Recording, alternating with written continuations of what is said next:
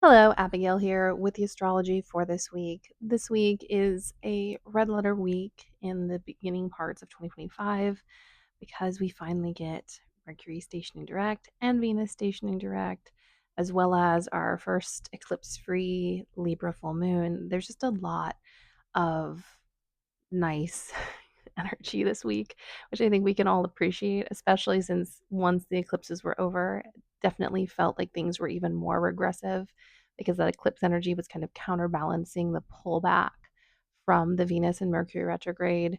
Not to mention, Mars is still in the shadow period, also still in Cancer. So, just a lot happening and going on. And we're finally kind of in the area where I feel like things are going to start to give a little bit, especially with the returning North Node conjunctions as Venus and Mercury are going to head back through Pisces, hitting that Saturn conjunction again, going through those steps, but this time for the third time. So it's a lot of kind of culminations and wrapping up. And especially if you kind of had a sense of something coming to an end, even though maybe this isn't an ending that you wished for, you are at least going to get the relief and the release from having something that's been really hanging on you kind of finish. Or conversely, if you were kind of put to work during this retrograde on something specifically relational or work or something like that, and you committed to kind of processing and working through it, even if it was going to be hard or difficult, you might see the unraveling of those threads. So it is a really great week for a lot of constructive change and shifts and kind of starting to feel a very little bit that our feet are getting back under us versus how it's kind of felt since we kicked off this year, Pluto heading into Aquarius and the Mars retrograde and, all of these things. We're now kind of getting to the part of the year where stuff is starting to get, I don't want to say put to rights, but definitely kind of shifted back into a more functional place. Now, I will say, with all my readings and stuff, I don't see a whole lot of like massive forward progression and bursts of like intense abundance. Caveat, unless you have a really specific chart until around June. But that's more the attainment of things, like the getting the things you want rather than like good things happening, if that makes sense. So good things are still going to happen. Um, just those things that you really desire may not fully unfold and you might not get your little fingies on them until July, which is when Uranus moves into Gemini. So we still have that as well. Not to mention, Saturn moving into Aries for the first time in late May. So there's a lot going to happen between now and then, but let's buckle up into this week. So starting on Monday, Mercury stations direct. I'm so happy. Like, obviously, we still have that 3 week shadow period post retrograde where we kind of go back over the steps that we traversed. But with Mercury, it's a pretty fast process because it is one of the faster moving planets. So once it's done stationing, which takes a second, you'll start to feel that uptick. However, on this day, we do also have Venus conjunct Saturn for the second time. And, Saturn conjunctions can be tricky. I do really think they are really helpful, though. They really show us where our values lie, they show us how maybe our value differences with other people really destabilize or stabilize the energy because some people can have different values that aren't make or break. Like, I might value quality time whereas someone might value something else. I don't really like using those terms because they actually come from a culty Christian dude. um the love languages, but like maybe I value safe physical safety and personal space, which I value physical safety, but I'm not really big on personal space, ironically. Um, but then maybe my partner values, excitement and fun. That's a difference of values that can be supportive, right? Because, it gets this person who might be a little stuck to move and the person who moves a lot to chill. I would say this is probably actually flipped with me and my partner. Anyways, so it's a really great check in for values for long term stuff. Also, the stuff that happens around this time is kind of cementing things in place. Also, because Saturn is heading towards Aries, this is kind of the ending, almost, not quite, of anybody who's having a Saturn return. So this happened every roughly 28 years. So, if you're 28, 56, add another 28 to 56, you are wrapping up this big moment in your life. Saturn returns can last pretty long. So by now, especially if you have like early degrees, I have a relative who has a 0 degree Saturn in Pisces, but it happened during all of the retrogrades. So while we're the same age, they have been in their Saturn return for a long time, which is tricky and hard if you're at the ends of a sign, ends or beginnings. You can end up with kind of an extended return just because of how those retrogrades work out. So could be in your 30s at this point, or if you're in your 50s, you could be like in your 57 or 58. It just really depends on where you fall in that sign. So this is a really big moment for those people, but it's also a big moment for all of us because Saturn always goes through and restructures that house that it's in. So I use whole sign. So a house is one sign. It is the whole sign. That's why it's called whole sign. So if you have planets, whatever house that is, all of that is kind of wrapping up. So this Venus moment is kind of checking in on what's been happening during Saturn in Pisces. And because it is still retrograde, a lot of callbacks to the past and things that are unfinished and stuff that maybe we weren't able to work on, you know, in the past however many years is now coming to the surface to get repaired.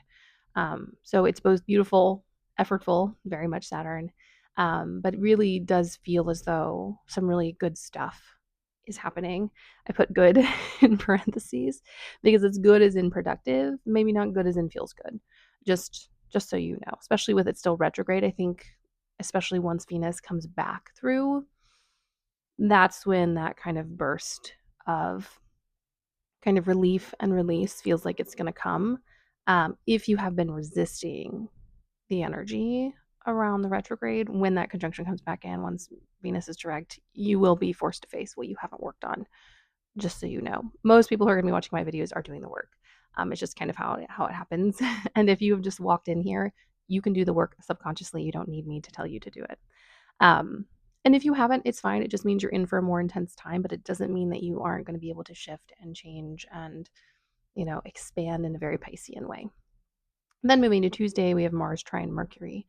Mercury is now direct, so we're going back through these moments. This is kind of a burst of passion and energy, and I think this is also when you're going to start to feel the full effect of Mercury direct because Mars, even in Cancer, and when I say even in Cancer, I have nothing against different planets, but Mars in Cancer doesn't move as fast. It doesn't shift things as quickly as other Marses do. It's just the nature of it being in detriment. There's nothing wrong with that. Some things genuinely need more time, and Mars and Cancer is really good at those things. So, but it's still going to be that burst of moving forward. They're both direct. They're both kind of coming back into themselves, and they're both in detriment. Arguably, well, technically fall. So Mars is in fall. I always get these terms, even though I know what they mean, I get them mixed up. Mars is in fall, which means it's exalted in Capricorn. Mercury is actually both detriment and fall if you follow traditional astrology because it is both um, exalted and domicile in Virgo. That's how those work. It's those oppositions. Anyways, before I go off on a rant of how to tell what detriment and fall and exalted planets all mean, it's a time I feel like of renewed creativity and being able to really check in with yourself officially to really be like, now that the dust is starting to settle and things are starting to progress, like, where do I want to put my energy? How do I want to express things? Where is my rage? Now that it can't be directed at the fact that things aren't moving, where is my rage? Who and what and where does that live and exist in, which is part of that whole Mars retrograde. So we're actually now able to digest more of that Mars retrograde because the final days of that Mars retrograde were very much overshadowed by the shadow period of the Mercury retrograde and the shadow period of the Venus retrograde. So things are a little muddled. Then we move on to Thursday, where we get Mercury conjunct the North Node for the third time, keeping my retrograde straight as a Mercurial person. And this does feel like, and they aren't that far apart. So we had that North Node conjunction on Thursday the week before. So they're not that far apart. So whatever kind of unraveled at that time, you might be seeing a revisit. I had some stuff really unravel on that day. So I'm really curious to see what comes of that, especially since it involved another person. So seeing what kind of comes of that, and it's a really quick turnaround. So we do get kind of a this happened and now this is happening. Now, if nothing seems to come of it, I would say then you let the sleeping dogs lie. That would be my advice, unless you have work to do. Um, so we come back into that. This is that expansion. I think it really does tie nicely because it'll be loosely trine Mars still. You know, what do we need as an impetus to move forward? Where does our desire to progress live? And with that North Node in Pisces, it's such a unrestricted, massive kind of pool of energy. So while we're in this kind of pool or body, swimming around with Mercury, like what does expansiveness mean? Where are the boundaries? What are the parameters? Also with North Node stuff, also what are your limitations? Because even within the North Node, we are still connected to the South Node, which is kind of that parameter that we function in. It also is the parameter that we function in past life wise. So just pay attention. It also means obviously that, Mercury is opposed to that South Node. So just keep in mind the push and pull between the South and the North Node whenever there's a conjunction with either one, or a square, or a trine. I mean, they all interconnect. So, and then the sextile does the same thing. If it's trine, then we're dealing with, yeah. And I'm not going to go into how to read aspects. Sorry, guys. After a couple of rough days, I finally have like a grain of energy. And by a grain, I'm still having an unexpected menstrual issue. So, I'm running on pure ADHD right now. Um, so yeah, it's Thursday to kind of get back. Thursday, we're dealing with this expansion, this feeling of growth. Also, then on Friday, we also have Mars trine the North Node. And so this is all of this really beautiful, progressive, stunning energy. And I'm pretty for sure, I've checked my notes because now it just occurred to me. I think this is like the first time we get the North Node trine, or at least an exact one, because the nodes moved during the Mars retrograde.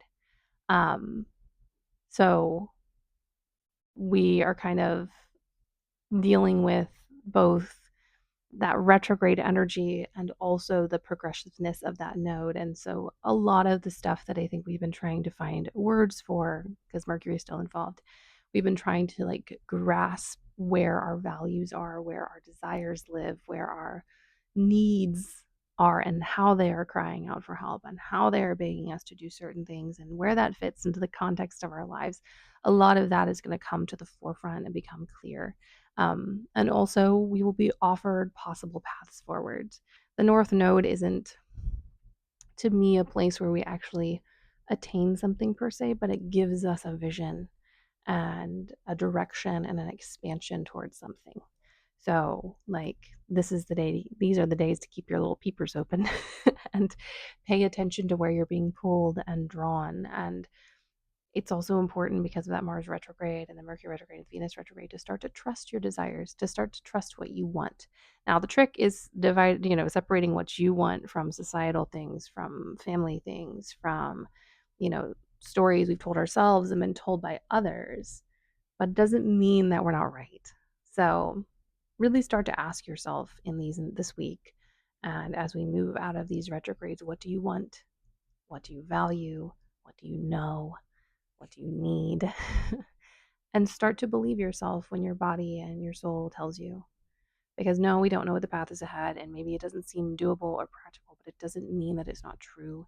It just means that the world is not set up for us to live the way in which we need to. And if we don't collectively start doing the things that we need to do to expand and grow and to connect, we're never going to change anything. Which is both depressing and also really exciting because we got to do something. And then on Saturday, I really love this. This is a really gorgeous day. We start off with the Sun conjunct Chiron. This is not an easy aspect or moment, but it really does tell us where we are hurting. And it tells us where we need space to heal and where we need action to heal, especially in Aries. And it tells us about individuation and the places where we need to not separate ourselves from our pain, but get perspective on pain, but also how that pain influences our life and to respect and honor it. Because there are some of us who are never going to heal. And that is the message of Chiron. Doesn't mean that we're less valuable. It doesn't mean that we don't deserve to heal. It just means that there are some wounds that are so big and so deep that one lifetime is not enough to heal them. And sometimes, as a past life worker, multiple lives are not enough to do that. So don't come down on yourself when you are not healing at a certain rate. There are some wounds that will just bleed. Doesn't mean you can't take care of them, doesn't mean you can't learn to like put a bandage on them and find a salve that helps the bleeding slow down, but it does mean that this is a lifelong tending and caring and nurturing for this wound. And the sun conjunction is both cauterizing, which means it can help seal off some things through fire, but it also means that some of us just need to accept that wounds exist and also to recognize that the anger and the frustration against emotional wounds is actually also a form of ableism. Being mad at our mental state because of how horrible the world is not functional and healthy. We need to care for that part of ourselves and be mad at the people who are responsible, not for our inability to function in a system that is meant to kill us. And I'm smiling because it's true and I don't know what else to say. Anyways, also on this day, we have a gorgeous full moon in Libra. I'm going to do a video on it because there's so much happening. It's the first non-eclipse Libra full moon, like I mentioned at the beginning of this video. It's also ruled by Venus, which, if I'm looking at my times correctly, stations direct only like, I'm not wearing my glasses, only a few minutes after. So while this full moon is culminating and kind of expanding and also kind of starting to peak downward because the full moon is the peak, and then we head downward to a new moon, and then we peak back to a full moon. In traditional astrology, more benefic and better energy for things is when you're going full moon, new moon to full moon, and then full moon to new moon is kind of like a quieting an emotion towards. It's almost like, actually a good example is like new moon is like winter to spring. And the full moon is like, going into winter and then back to, going from spring back to winter. Basically, it's a growth cycle. So we're heading into that, but then there's also that Venus direct. So we're going to be under the rays of this beautiful full moon. Venus is going to station direct. Our station's usually a little sticky because the planets take a second to redirect. Yes. But there is a sense of relief and release. Also, Venus is exalted. There's a conjunction with Saturn and Venus. Venus will also be still in conjunction for me with the North Node and Mercury. Basically everyone's like fully involved except for Neptune and Pluto, and they're still sextile. So everyone has a connection in this moment. All of the planets are doing things.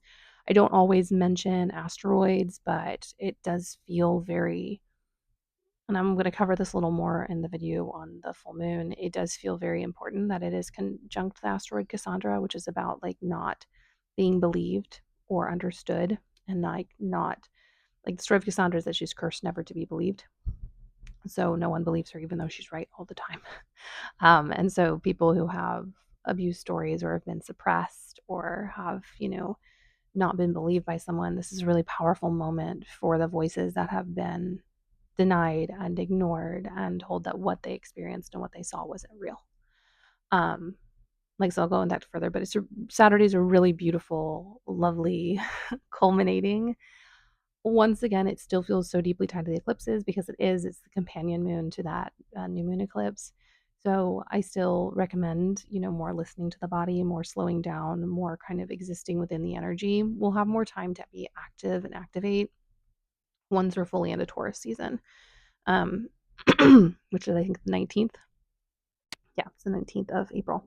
So that is the energy for this week. There is a lot happening, I know.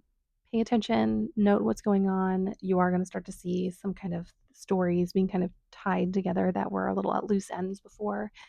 Yeah, is it going to take a while to kind of get past those post shadow moments? Yeah, we're going to be in May by the time Venus is all the way on the other side of that post shadow vibe where we're kind of reworking stuff, even though we're out of the retrograde. But especially with how heavy everything's been moving into the Gregorian calendar new year, moving through January, February, and March with all of these, stations and retrogrades and eclipses, it does feeling like we're moving to more open water. It does feel like some things are going to be stabilizing and some stories are going to end that are going to be surprisingly stabilizing. And I think some stories are going to be surprisingly still alive, still functioning. And it really just depends on what your specific journey is. So, hang in there and, listen to the call of the North Node, start to get clear with your desires. And yeah, those desires can change. But if you don't know what they were before, you're not going to know. So, always a good idea to check in. Anyways, my loves, please like and subscribe if this video, was meaningful and helpful to you, or if you just enjoy my content. Um, it makes my day. It makes me, I'll make content regardless because this is also how I process everything that I learn as someone who's disabled and doesn't really get out that much. Um, so yeah, it just brings me a little hope and joy when I see a likey or a subscribe. I don't know why I said likey. It's obviously makes me gag myself. Anyways, I will see you all in a different space and time, and have a blessed week.